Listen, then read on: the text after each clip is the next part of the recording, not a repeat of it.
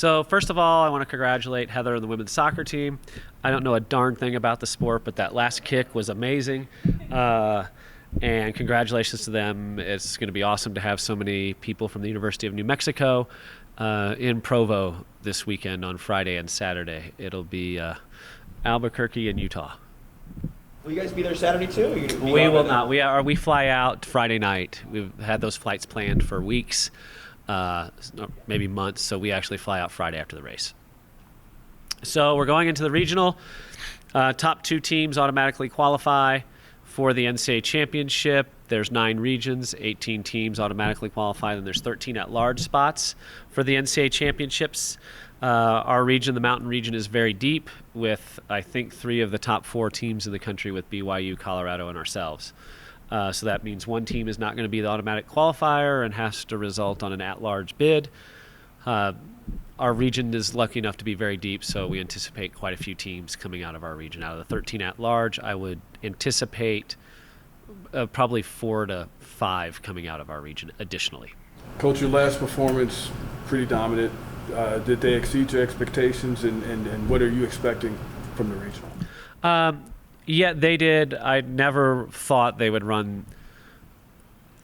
We think they could run that well. I just didn't know how it would compare to the rest of the conference. When you had Colorado State, who was ranked 12th in the country at the time, for our women to run like they did was really impressive on a difficult course. Even though it's a North Golf course, which people think is flat, there's I think over 150 feet of elevation gain on that course. So it was a tough course, and they ran exceptionally well. And it was super impressive. And what was impressive again was at 4,000 meters, we were a second apart from I think 1 to 8 in terms of the spread. So 2/3 through the race, they're running together. So this weekend, we don't even know who we're going to run yet. We will hold out a couple of people. We've done that in the past, probably 2 people, maybe 3, and go from there. And I was curious how they, how the rankings go. How like North Carolina goes back to number 1, or just after was it North Carolina State? After that dominant performance, how could they? Well, it's something that I've said for years now. I don't think the rest of the country gives the Mountain West and the Mountain region credit for how good they are in the sport of cross country.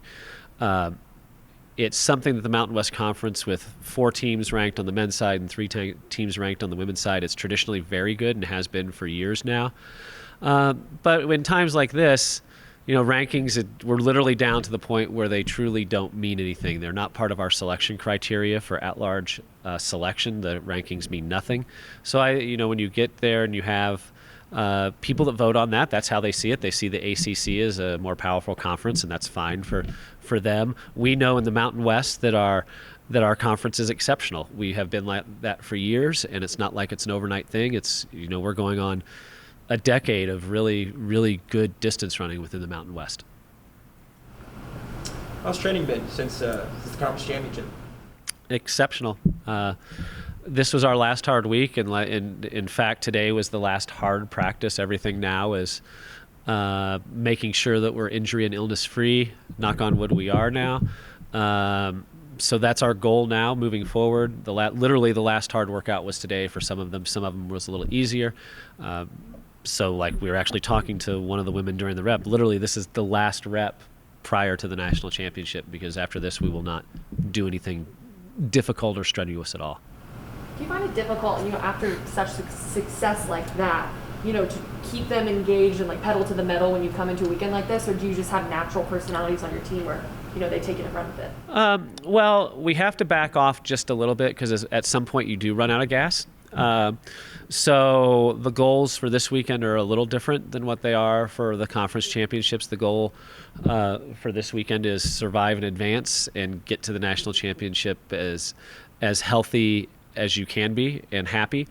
So luckily with this group of women, they are exceptionally driven, but also super smart about when to do it. So they know that they're in the wash your hands, wear your mask phase, which, we did that 5 years ago before it was cool to do all that stuff. But we did that all along for years, just trying to limit our risk and make sure that we can control the things that we can control. Yes? Why do you hold up runners? You hold out runners, so I'll give you an example. We have a couple that have only run literally one race at altitude. So coming off of an 8-day turnaround, we want to make sure that they don't go a little too deep at elevation again so that they can recover for the next week. So everybody will travel to the meet. Some people will be alternates, ready to run if something happens. But it's literally to prepare them for 8 days later so they don't go to the well too often. And again, going into this meet, there's 3 of the top 4 teams in the country, so it's not going to be easy, but those 3 teams are going to be there a week later, and I anticipate other schools will hold out runners as well. I don't know if it's a matter of confidence or logistics. How long ago did you have those flight plans? How long ago what? Did you have the flight plans to already leave Provo? We had the return flights for Provo. We had those booked a while ago. Like before the season? No, that'd be way too much planning. No, probably 3 weeks ago. 3 weeks ago, or we wanted to make sure we got on a nonstop coming back and not have to connect through Denver, LA, or LAX, or Phoenix, or someplace. Just got one more, Coach. The variety of success your runners have had on the women's side, does that make it more difficult for teams to prepare running against you in any way, or does that have any effect on strategies teams can try to do against you guys? No, in our sport, we never really, at least on our team, we never talk about that, what other teams are doing. We talk about what we can do and how we're running on a daily basis. The nice thing about this team is it's super deep. There's women that are running exceptionally well that can have a chance to run on probably most of the teams outside the top 7 or 8 that would be strong contributors on their team, but they choose to be here, and we love them for that. So from a preparation standpoint, I don't think it changes anything. It's more about, do you know the course? Are you fit? Because in our sport, you can't fake fitness. If you get the flu this time of year or you get sick, you're done. You can't go out and kick a field goal to win the game with the flu, because you can't fake it over 10,000 meters or 6,000 meters. And one of the things we haven't talked about is our men's team with Abdi Zarek Ibrahim. He was an All-American last year at 28th, one of our best finishes in a long time. And he's back and fit and healthy. And he's somebody that we anticipate to make the national championship.